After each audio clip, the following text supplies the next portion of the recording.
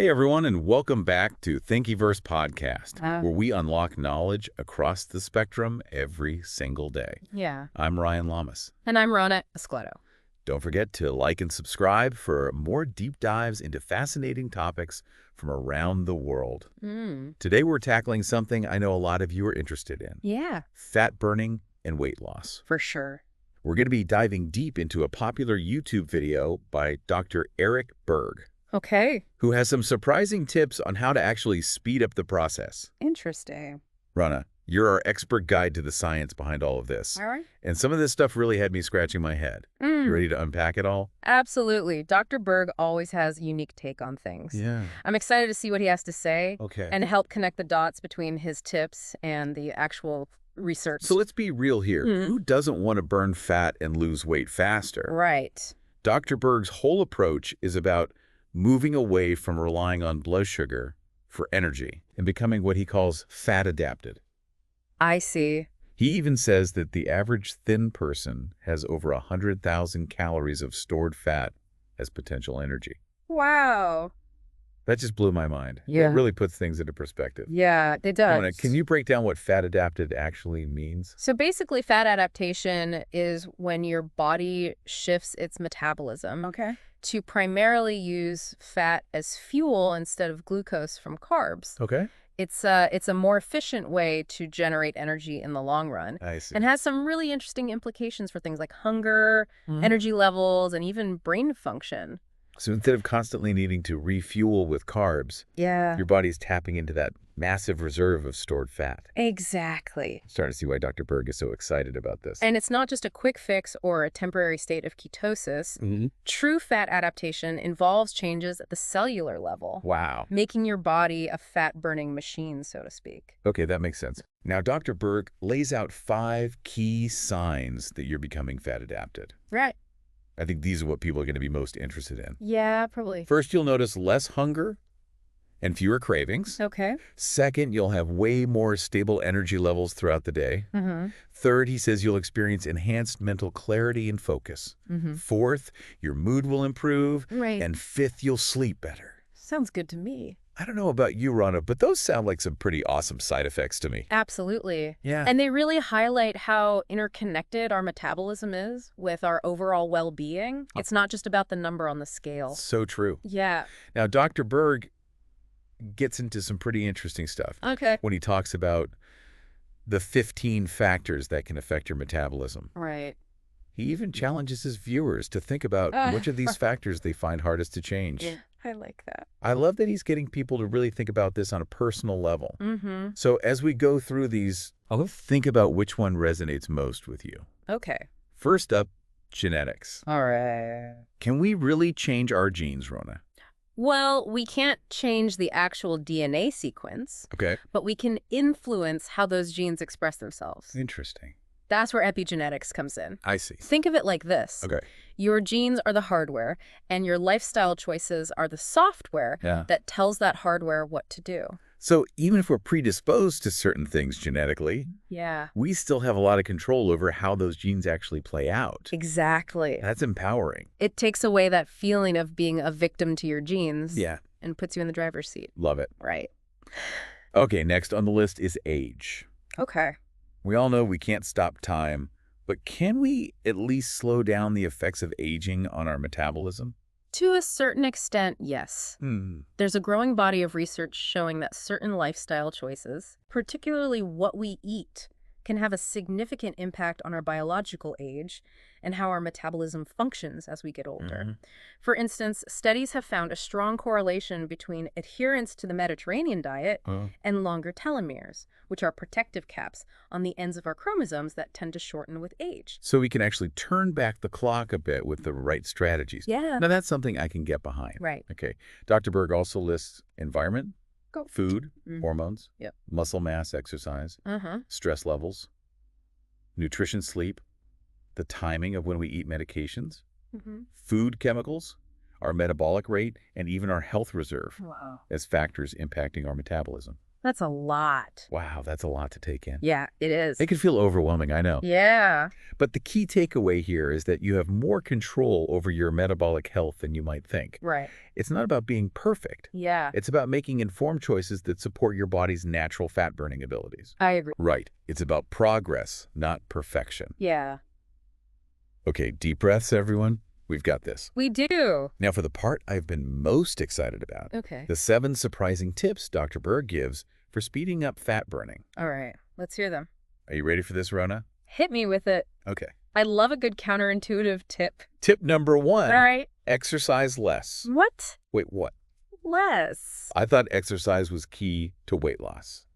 Well, I'm already intrigued. it seems totally counterintuitive, but Yeah. Dr. Berg actually makes a really good point about overtraining. Mm-hmm. When we exercise too much, especially with chronic cardio, Yeah. we can actually increase cortisol levels, Right. which can lead to fat storage, Oh. especially around the midsection. I see. He suggests focusing on shorter, more intense workouts a few times a week, giving your body time to recover and adapt. So it's about working smarter, not harder. Exactly. I like it. It's about maximizing the benefits of exercise without pushing your body into a state of chronic stress. All right. Tip number 2. Okay. Apple cider vinegar before bed.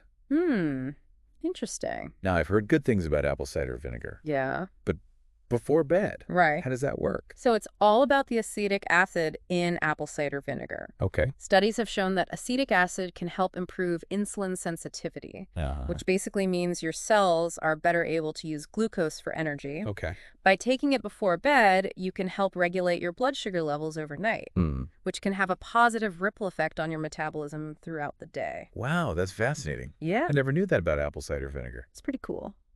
Okay, tip number 3 is napping. Napping. Napping can help you burn fat. Really? I thought napping was just for, well, being lazy. I know, right? Yeah. It sounds almost too good to be true. Yeah. But here's the thing. Okay. When we're sleep deprived, our bodies produce more of the stress hormone cortisol. Which, as we talked about earlier, can lead to increased fat storage. Right. Napping can be a great way to catch up on sleep and reduce those cortisol levels. So a well-timed nap can actually help boost our fat-burning potential. Yeah. Sign me up. This is a good one. All right, tip number 4. Okay. Physical work over exercise for stress reduction. Interesting. This one really has me curious. Okay. What's the thinking behind this? This tip speaks to the fact that stress is a major contributor to weight gain. Right. Physical work like gardening or doing chores around the house engages your body in a different way than a typical workout. I see. It's a more mindful and grounding experience that allows you to disconnect from the constant mental stimulation of our modern lives. So it's about finding activities that help us unwind and de-stress. Yeah. Which in turn can benefit our metabolism. Exactly. This is making me rethink my whole approach to fitness. You and me both.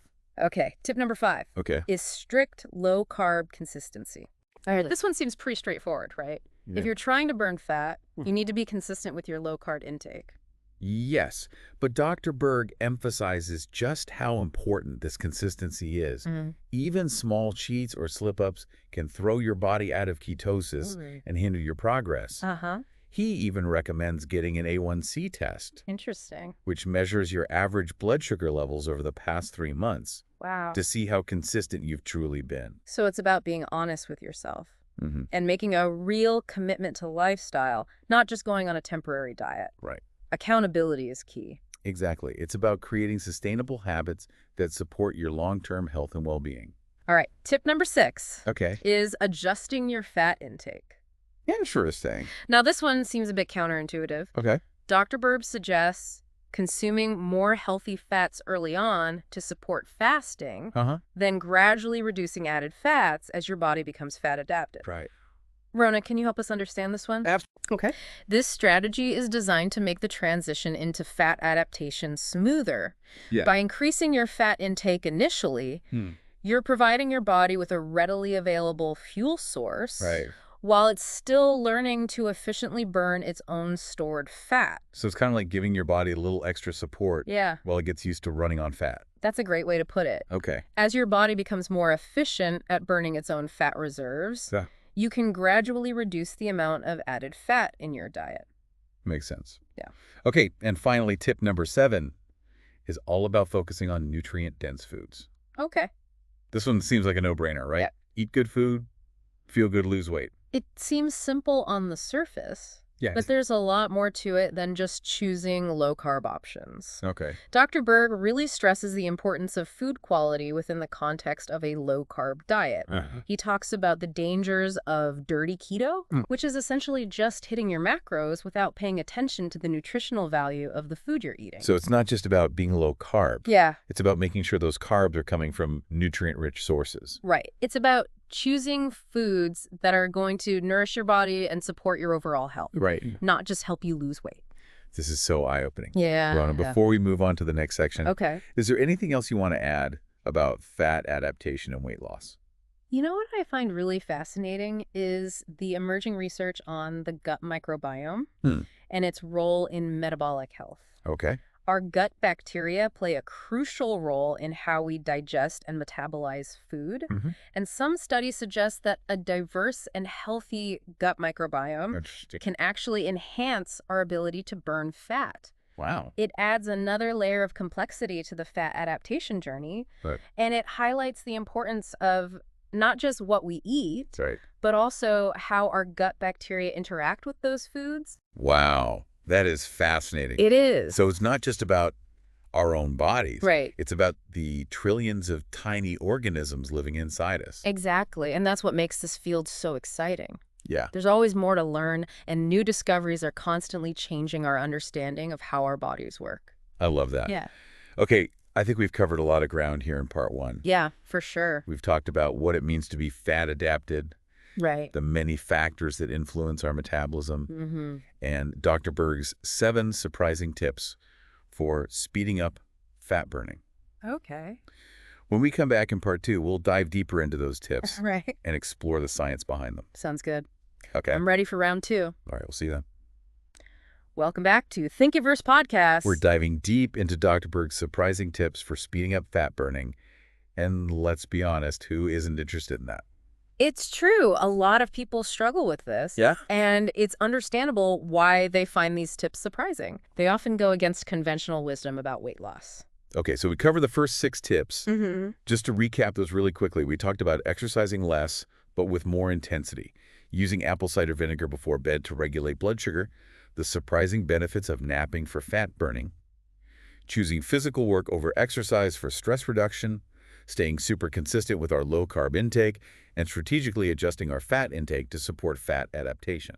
Right. It's a lot to remember. But they're all really practical tips. What really stood out to me is that almost all of this advice is stuff we can do starting today. No crazy supplements or expensive gym memberships required. Exactly. It's about simple, sustainable changes that can have a big impact over time. Okay, let's move on to the 7th and final tip from Dr. Berg, which is all about focusing on nutrient-dense foods. Okay. Rona, this one seems like a no-brainer, right? Yeah. Eat good food, feel good, lose weight. It seems simple on the surface, Right. but there's definitely more to it than that. Dr. Berg makes a really important distinction between simply following a low-carb diet and prioritizing nutrient-dense foods within that framework. Yeah. He argues that simply restricting carbs without paying attention to food quality can lead to nutrient deficiencies. I see. And potentially even hinder your overall health. That's a really good point. I think a lot of people get so focused on counting calories and macros that they forget about the nutritional value of the food they're eating. It's easy to get caught up in that numbers game, especially with the popularity of restrictive diets like dirty keto. Dirty keto. Which prioritizes hitting macronutrient targets over the quality and nutritional value of the food itself. So Dr. Berg is advocating for a more holistic approach. Exactly. That considers both the quantity and the quality of the food we consume. Precisely. He emphasizes that nutrient-dense foods provide your body with the essential vitamins, minerals, and antioxidants it needs to function optimally, which in turn supports your metabolism and overall well-being. This makes me think about all the processed, keto-friendly snacks and products that have flooded the market in recent years. Oh, yeah. They might technically fit within the macronutrient ratios of a keto diet. But are they truly nourishing our bodies? That's a great question, and it highlights the potential pitfalls of relying on processed foods, even if they're marketed as healthy or keto. Right. These foods are often stripped of their natural nutrients and loaded with additives, preservatives, and artificial ingredients that can have negative impacts on our health in the long run.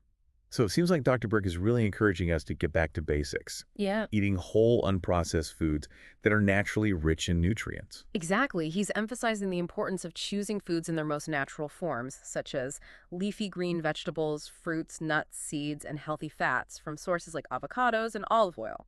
This really resonates with me. I think we often get so caught up in the latest diet fads and quick fixes that we lose sight of the fundamental principles of good nutrition. It's so easy to get swept up in all the hype. Yeah. But sometimes the simplest approach is the best. I completely agree, and I think there's a growing awareness of the importance of food quality and its impact on our health. I think so too. People are becoming more mindful of where their food comes from, how it's grown, and how it's processed. It's a positive trend, for sure. It's great to see that shift happening. Yeah. We're starting to recognize that food is not just fuel, it's information that our bodies use to function and thrive. Absolutely. And that's what I love about this conversation about fat adaptation. It's not just about losing weight. It's about optimizing our metabolic health and creating a sustainable lifestyle that supports our overall well-being. This has been a really insightful deep dive, Rona. I think we've covered a lot of ground, and I'm sure our listeners have learned a lot about fat adaptation and the surprising ways they can speed up their fat burning. Yeah, it's been a great conversation. Before we wrap up, I want to remind our viewers to like and subscribe to Thinkiverse Podcast on YouTube for more deep dives on all sorts of fascinating topics from around the world. We're constantly exploring new ideas and challenging conventional wisdom, so make sure you hit that subscribe button so you don't miss out on any of the fun. And be sure to check out the show notes for links to all the studies and resources we've mentioned. Okay, so we've talked a lot about the what and the how of fat adaptation. Right. But I want to shift gears a bit and talk about the why. Okay. Why is this important for our listeners? That's a great question. Why should they care about becoming fat adapted? I think the answer goes beyond just weight loss. Okay. Fat adaptation is really about reclaiming your metabolic flexibility and empowering your body to utilize its energy stores more efficiently. It's like giving your body the tools it needs to thrive. Exactly. And when we talk about the benefits, it's not just about fitting into a smaller pair of jeans. We're talking about improved energy levels, better mental clarity, reduced inflammation, more stable moods, and even better sleep. Wow. These are things that can truly transform your quality of life. It's about feeling your best from the inside out. Right. And I think for a lot of people, fat adaptation can be a gateway to a healthier relationship with food and their bodies. That's interesting. It's not about deprivation or restriction. Okay. It's about understanding how your body works and giving it what it needs to function optimally. That's a really powerful message. Yes. It's not about punishing yourself or trying to force your body into submission. Yeah. It's about working with your body and finding a way of eating that feels good and sustainable. I couldn't have said it better myself. Okay, so let's say someone is listening to this and they're thinking, okay, this all sounds great, but where do I even start? Right. What would be your advice to someone who's brand new to the concept of fat adaptation? I think the first step is to really educate yourself about the basics of fat adaptation. There are some great resources available online and in books. Dr. Berg's videos are a great starting point, of course. Right. But there are many other experts out there who are sharing valuable information about ketogenic diets, low-carb lifestyles, and metabolic health. It's about finding what resonates with you and what feels right for your body. Yes. And it's important to remember that this is a journey, not a destination. There's going to be a learning curve and there might be some bumps along the road. Sure. But the key is to be patient with yourself and listen to your body. I think that's such an important point, Rona. We live in a culture that's obsessed with quick fixes and instant gratification. We do. But true health and well-being take time and effort. Absolutely. And it's not about being perfect. It's about making gradual changes and finding what works for you. This has been such an insightful conversation, Rona. I feel like I've learned so much, not just about the science of fat adaptation, but also about the importance of mindset and self-compassion on this journey. I've really enjoyed it too, Ryan. You always bring such enthusiasm and curiosity to these conversations. Well, right back at you. Your expertise and insights are invaluable. I always learn so much from you. Thanks, Ryan. It's a pleasure to be here. Okay, before we wrap up part 2, I want to touch on something that's been on my mind throughout this discussion. Okay. We've talked about the physical benefits of fat adaptation. But what about the mental and emotional aspects? I Right. feel like there's a lot to unpack there as well. You're absolutely right. The mental and emotional aspects of any health journey are often overlooked, Yeah. but they're incredibly important. Uh-huh. When you're making significant changes to your diet and lifestyle, it's natural to experience a range of emotions, from excitement and motivation to frustration and self-doubt. I think for a lot of people, changing their relationship with food can be a really emotional experience. It can be. There's a lot of baggage that comes with it. Absolutely, and that's why self-compassion is so crucial. Okay. It's about being kind to yourself even when you make mistakes or slip up. Right. Remember that this is a learning process, and there's no such thing as perfection. It's about progress, not perfection. I love that. And it's also important to be mindful of the messages you're receiving from the outside world. Yeah. We live in a culture that's obsessed with thinness and often promotes unhealthy and unsustainable ways to achieve it. It's so easy to get caught up in the comparison trap and feel like you're not doing enough or you're not good enough.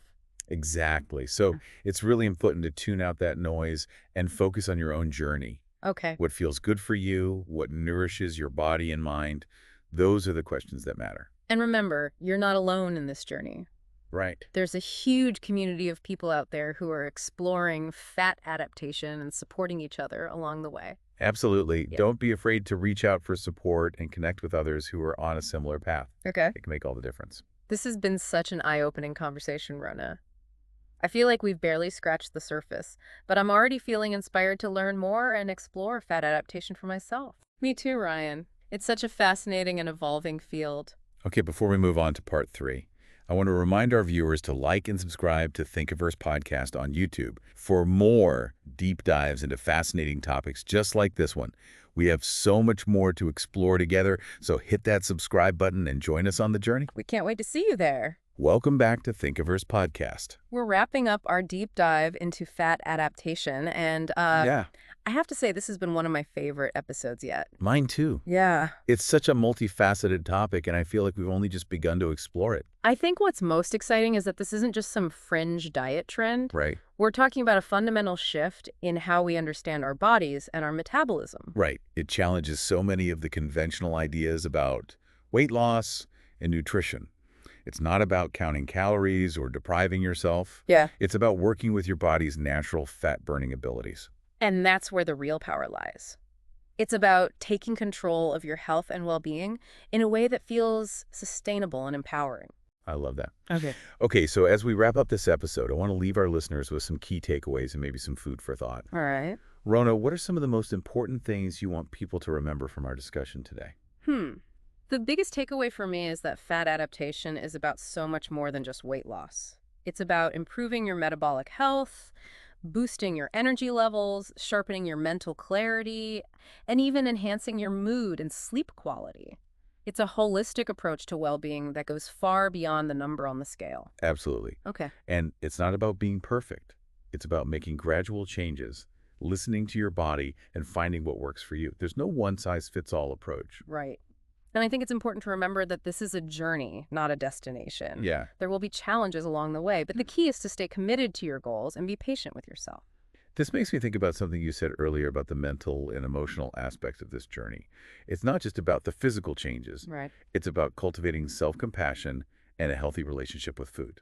That's so important, Ryan. We often focus so much on the external changes that we forget about the internal work that needs to be done. Yeah. It's about shifting our mindset from a place of restriction and deprivation to a place of nourishment and abundance. It's about seeing food as fuel and as a way to support our bodies, not as something to be feared or controlled. Exactly. And when we can shift our mindset in that way, it opens up a whole new world of possibilities. This has been such a rich and inspiring conversation, Rona. Thank you for sharing your expertise and insights with us. The pleasure is all mine, Ryan. It's always a joy to talk about these things with you. And a huge thank you to all of our listeners for joining us on this deep dive into fat adaptation. We hope you've learned something new and that you're feeling inspired to explore this topic further. If you're looking for more information and resources, be sure to check out the show notes where we'll be linking to some of the studies and articles we've discussed today. And don't forget to like and subscribe to Thinkiverse Podcast on YouTube for more deep dives into fascinating topics just like this one. Until next time, stay curious and keep exploring a